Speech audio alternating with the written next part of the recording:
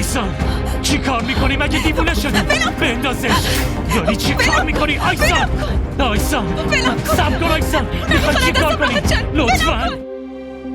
بعد طوفانی که تو زندگی من انداختی حالا اینقدر آرامش داری. میدونی چه دلم میخواد بهت بگم شروین؟ دلم میخواد هیکلتو به آتیش بکشم. اگه با آتیش زدن هیکل من به عشقت میرسی خب بزن. من هرگز. میخوای بمیرم؟ باشه بکش منو. برای چی تو رو بکشم؟ خودم رو خلاص میکنم. اگه بلایی سر خودت بیاری یه جنازه نه 2 جنازه از اینجا بیرون میره. تو وصیتم هم مینویسم که قبر من بغل قبر تو باشه. یار کی گلی میں مر جانا عشق ہے پل میں بنا دے جو دیوانہ عشق ہے. شروینم که اومد با حرفاش خیالت راحت شو؟ چه دستوری برای ما داریم؟ بفرمایید. ما اینجا بمونیم باز هم روی شما حساب کنیم یا بریم خونمون؟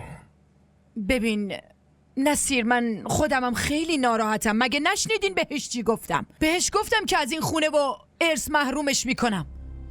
هم دیدیم، هم تک تک کلمات شروینو گوش دادیم. خواهر اون با دختری که دوست داشته ازدواج کرده.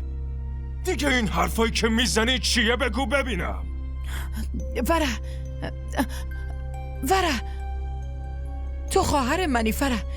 تو شرایط خواهرتو درک کنه. به آقا نصیر همه واقعیتو بگو دیگه. آخه چی بگم خواهر؟ چی میتونم بگم؟ باور کن از قصه تپش قلب گرفتم. بابا خودت که همه چی رو میدونستی دیگه چرا مخفی کردی؟ وقتی وضعیت شروین رو میدونستی دیگه چرا از نیلو خواستگاری کردی؟ چرا ما رو ناراحت کردی؟ هر چقدر که تو و نصیر ناراحتین بیشتر از اون من ناراحتم. من که همیشه آرزون بوده این دوتا دخترها در روستای من بشن. عذر میخوام خواهر،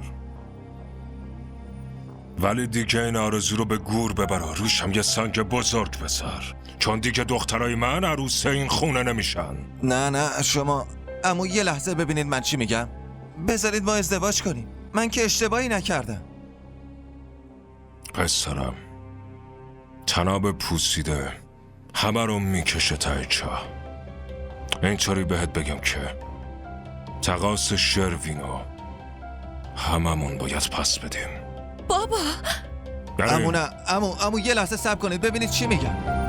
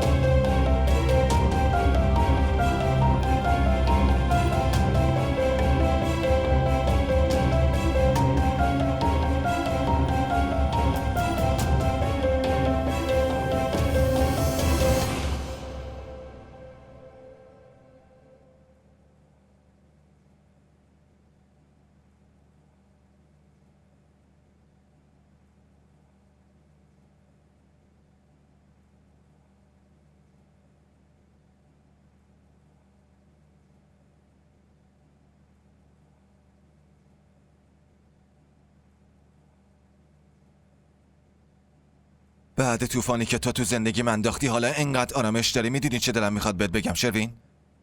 دلم میخواد هیکلتو به آتیش بکشم. اگه با آتیش زدن هیکل من به عشقت میرسی خب بزن. من هرگز جلوتو نمیگیرم. آخه تو لیاقتشو نداری. مال این حرفا نیستی. خیلی عالیه. عصبانیتت باعث شده بزرگتر و کوچیکتر یادت بره. آفرین. اگه من نتونم با نیروانا ازدواج کنم بعد میبینی. ازدواج نکردنت با نیروانا مشکل خودته، نه من. به عنوان داداش کوچیک همیشه احترامتو داشتم، محبت کردم. بعد اینطوری دستمزدمو میدی؟ چرا؟ مگه چی کارت کردم؟ حواسم بهت نبوده؟ پشت تو خالی کردم، چی کار کردم؟ میخوای قربونیت بشم؟ امکان نداره. اصلا یه چیزی داداش، تو قربونی من شو. بیا بریم پیش مامان، بهش بگو با نیروانا ازدواج نمی کنی. اصلا بهش بگو یه دختر دیگر رو دوست داری ها. بعد این لجی که مامان کرده که دوتا خواهرها باید با هم بیان تو این خونه وگرنه همه چی خراب میشه، تموم میشه و قضیه حل میشه. فقط باید یه کاری کنی، تو قربونی من بشی. میدونی مشکل اینجاست، ما اکثرمون فقط میخوایم بقیه فدا بشن، ولی خودمون فدا نمیشیم.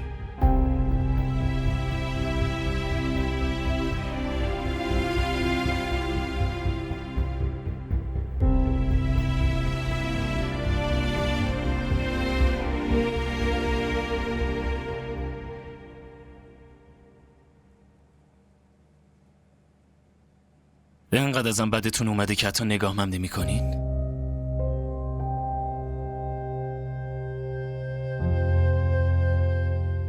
میدونم انتخاب منو قبول ندارین. تو این خونم که دیگه جایی برای من نیست. برای همین اومدم عکس بابامو ببرم. کاشکی الان زنده بود، اون وقتی که اینجوری نمیشد. اون حتما به انتخابم احترام میذاشت. هرچی میخوای ببری همین امروز ببر، چون دیگه در این خونه برای هیچ آدم گستاخی باز نمیشه.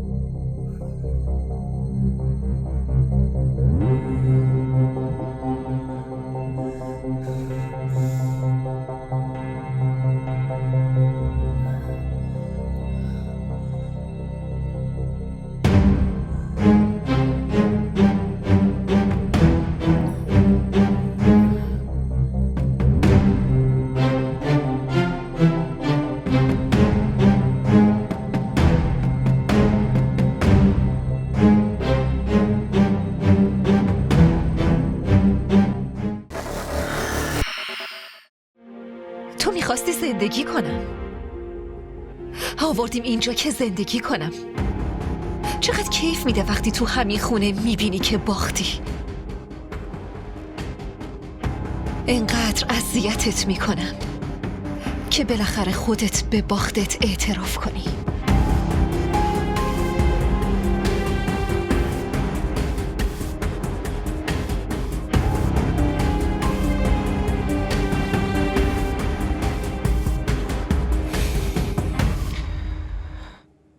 آدمی که الانش هم ازت باخته رو واسه چی میخوای ببازونی؟ ولی اگه منتظری اعتراف کنم باشه، الان روبروت اعتراف میکنم. قلب من، روح من، غرور من، همشون جلوی تو باختن. شروین همچین غلطی کرده، بعد شما به جای اینکه بزنی تو دهنش راحت ولش کردین که بره. خب نگهش می‌داشتین. نمیذاشتم بره، پس چی کار میکردم؟ خب نگهش می‌داشتین. اصلا نمیخواست اینجا بمونه. فقط اومده بود تا رفتنشو به هممون خبر بده و بره. باشه، شروین رفت با آیسانم عروسی کرد. حالا ما چی؟ میخوای در مورد ازدواج من و نیروانا چی به خاله و شوهر خاله بگی؟ بگو ببینم اصلا فکرشو کردی مامان؟ چه فکری میکردم؟ آقا نصیر اصلا حرف تو گوشش نمیره. فرح تو لفافه بهم گفت که حتی بهش گفته رابطشو با من قطع بکنه. ولی الان تو هم نمیخواد نگران چیزی باشی.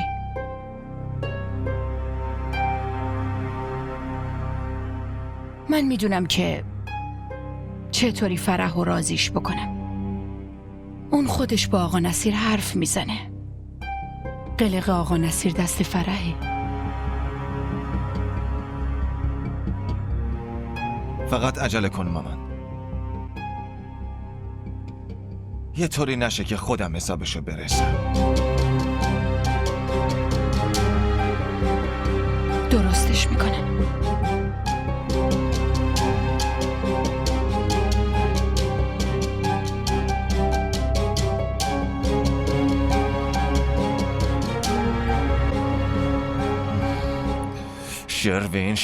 شروین دیگه نشنوم کسی توی این خونه اسم خواهرت یا پسراشو اینجا بیاره، فهمیدی یا نه؟ آخه نصیر نه من یه حرف دوبار نمیزنم. دیگه هم نبینم بری خونشون یا به اونا بگی پاشن بیان اینجا خونه ما. اگه همچین کاری کنه اون وقت میدونم با تو دیگه نه رفتی است نه اومدی. همین.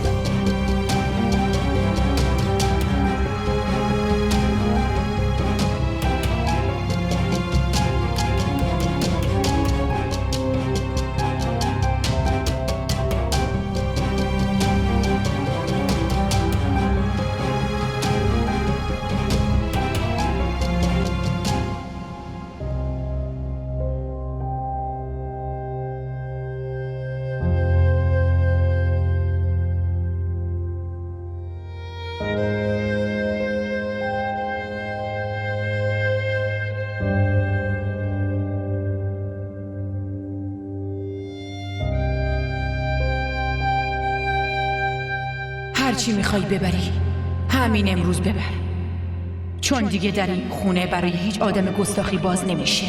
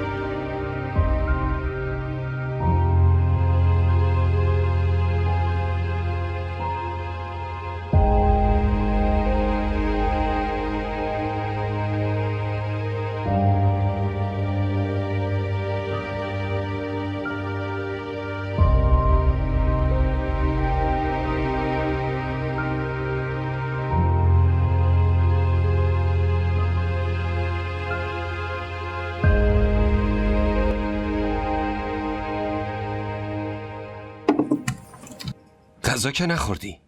بیا نمیخوام بخورم. بیا دیگه. نمیخوام غذا بخورم. چه گیری دادی تو اما؟ حالا میخوری یا بازم ادا در میاری؟ بازم گرمش کنم؟ داداش نمیخواد گرمش کنی، ولی میدونی چیه، تو بهترین برادر دنیایی. بیا ممنون. واقعا جونم.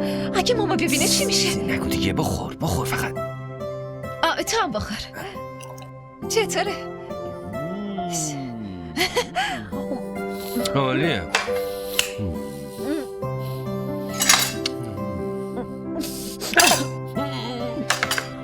آروم باش. خیلی خوشمزه است. معلومه. ممنون داداش. من که بهت گفته بودم. برم همه رو تو اتاقم بخورم. اینطوری از آیسا. گلو پایین نمیاد. آیسا. بیا.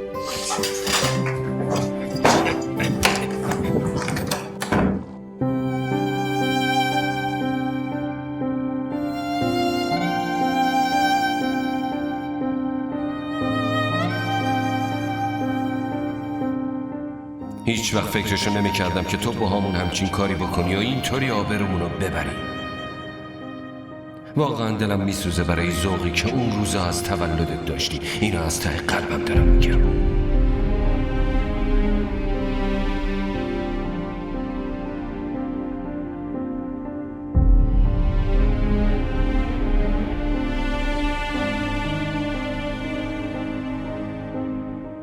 اگه به دست برادرم بمیرم اشکال نداره، ولی بعد از مرگم چی به سر حامد میاد؟ مامانم چی میشه؟ نمیخوام بیشتر از این برای زندگیشون درد سرساز بشن.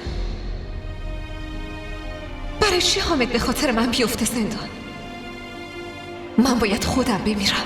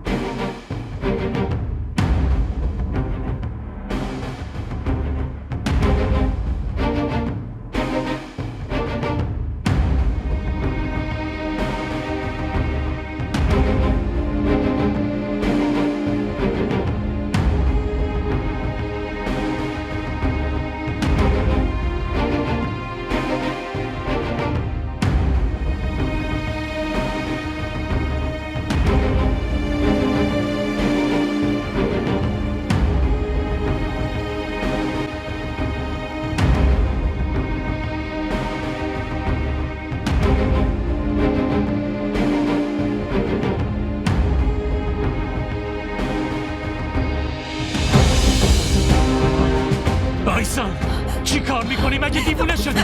بندازش. داری چی کار میکنی آیسان؟ آیسان سب کن آیسان. میخوای چی کار کنی؟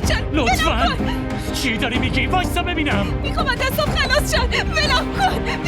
میخوای بکشی؟ منو بکش. میخوای خلاص بشی؟ منو بکش.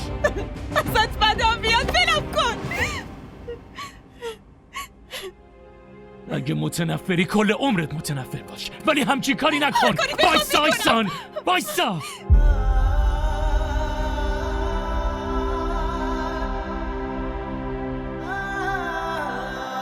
واسه چی میخوای بمیری؟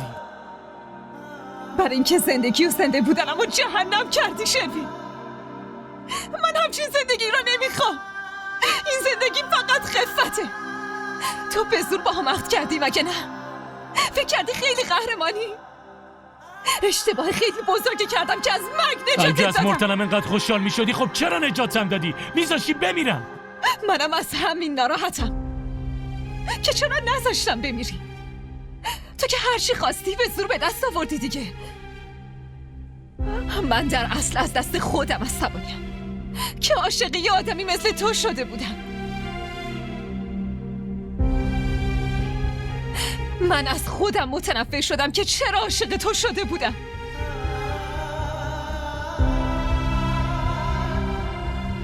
به خاطر تو الان از خودم بدم میاد.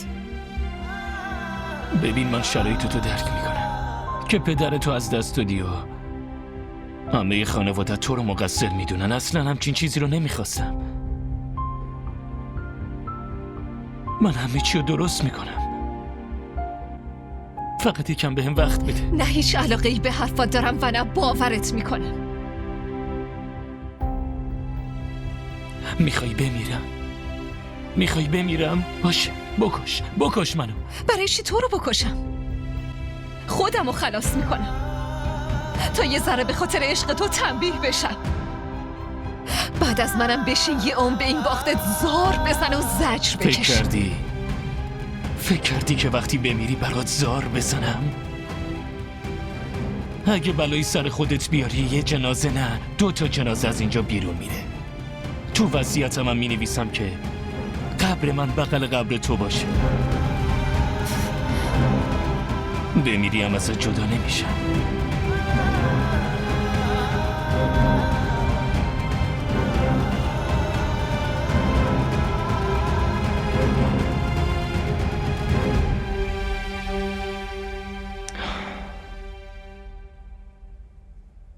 اگه با اذیت کردن من به آرامش میرسی، خب بازم اذیتم کن. آرامش تو برام مهمتره. प्रेम करत ना नैनों को दीजो नैन जुड़त हैं रोए प्रेम की ऐसी कठिन डगर है अंत नहीं है कोई दिल को लगा के लुट जाना इश्क है इश्क में वफा का पैमाना इश्क है यार की गली में मर जाना इश्क है पल में बना दे जो दीवाना इश्क है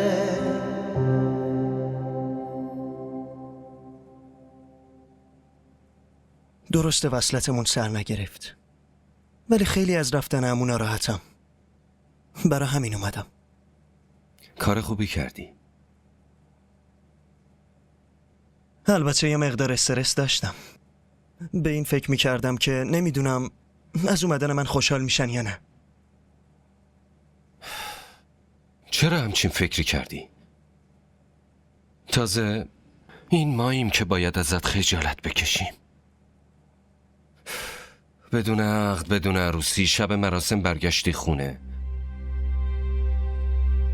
ما خیلی شرمندتیم. راستش اصلا نمیدونستم چطور جرأت نداشتم بیام ازت شخصا عذرخواهی کنم. خوب شد که اومدی. واقعا خوب شد که اومدی. خواهش میکنم ما رو ببخش. داداش این چه کاریه؟ همچین کاری نکن، خجالت زدم میکنی. من فقط اومدم حال خاله رو بپرسم. تو که میدونی مادرم به خاطر عده نمیتونه ببیند. ما واقعا خیلی ازتون ممنونیم. اون روز بدون هیچ سر و صدایی شما برگشتین و رفتین خونتون. آخه چه نیازی به تشکره؟ فقط از این ناراحتم برنامه‌ای که من و داداش حامد چیدیم نصف کار موند و یکی دیگه بازی رو برد.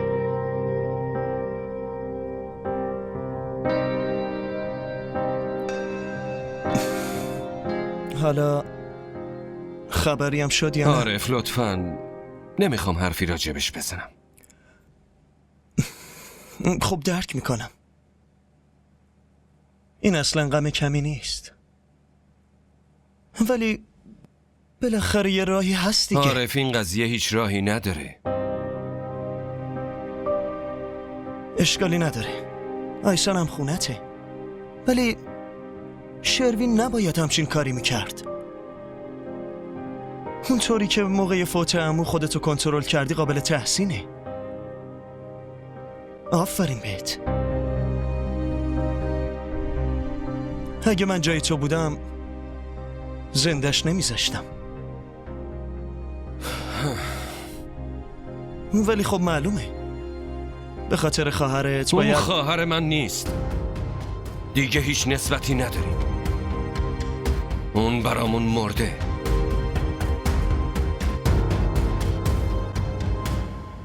من عذر میخوام. آقا عارف بهتره همین ماجرا رو اینجا تمومش کنیم لطفاً.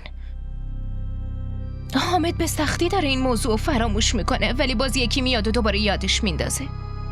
مگه از دستم اذیت شدین؟ واقعا عذر میخوام.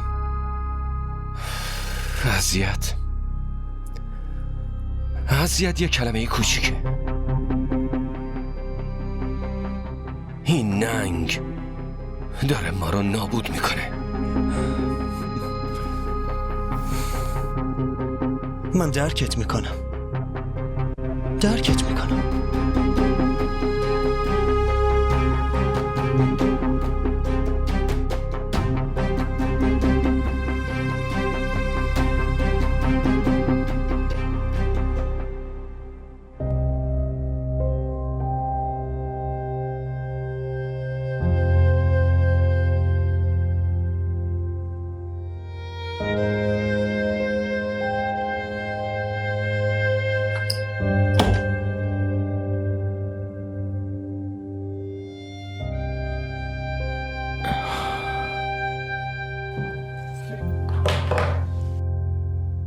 کجا میری؟ نمیخوام باهات توی یه اتاق باشم. واقعا نمیخوای با هم زندگی کنی؟ حتی یه لحظه هم نه. هر وقت بهت نگاه میکنم انگار قاتل پدرم رو میبینم.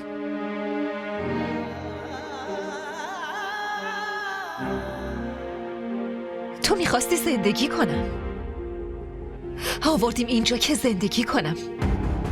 چقدر کیف میده وقتی تو همین خونه میبینی که باختی. انقدر اذیتت میکنم که بالاخره خودت به باختت اعتراف کنی.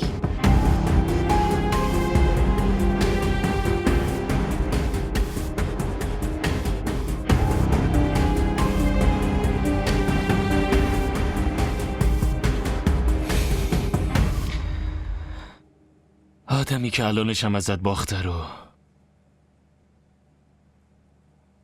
واسه چی میخوای ببازونی؟ ولی اگه منتظری اعتراف کنم باشه، الان روبروت اعتراف میکنم. قلب من، روح من، غرور من، همشون جلوی تو باختن. به خیلی قشنگ حرف میزنی. همین حرفات بود که خامم کرد.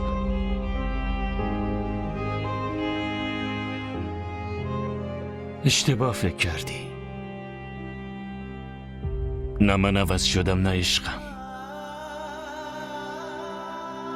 ولی نوع احساسات تو قطعا عوض شدن.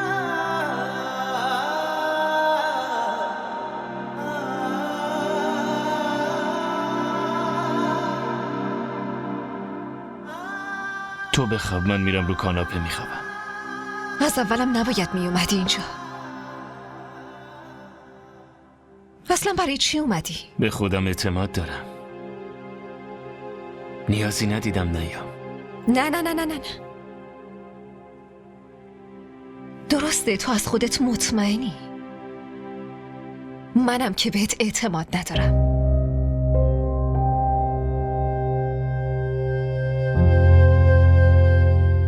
برای همین بهتر زودتر از اینجا بری.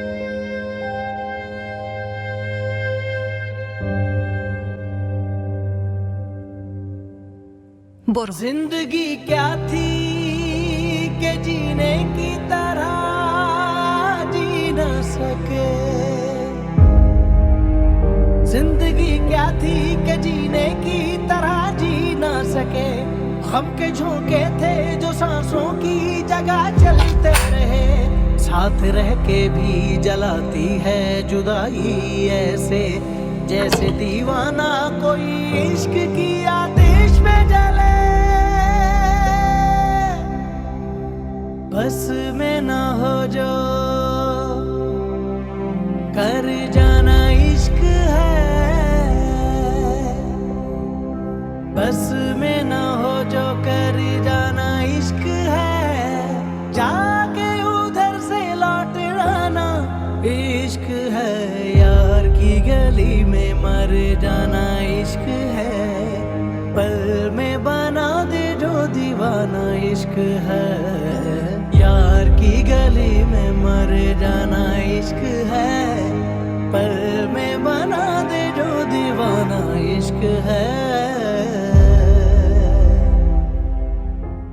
यार की गली में کانال ما رو سابسکرایب کنید. حمایت شما به ما روحیه میده. जो दीवाना इश्क है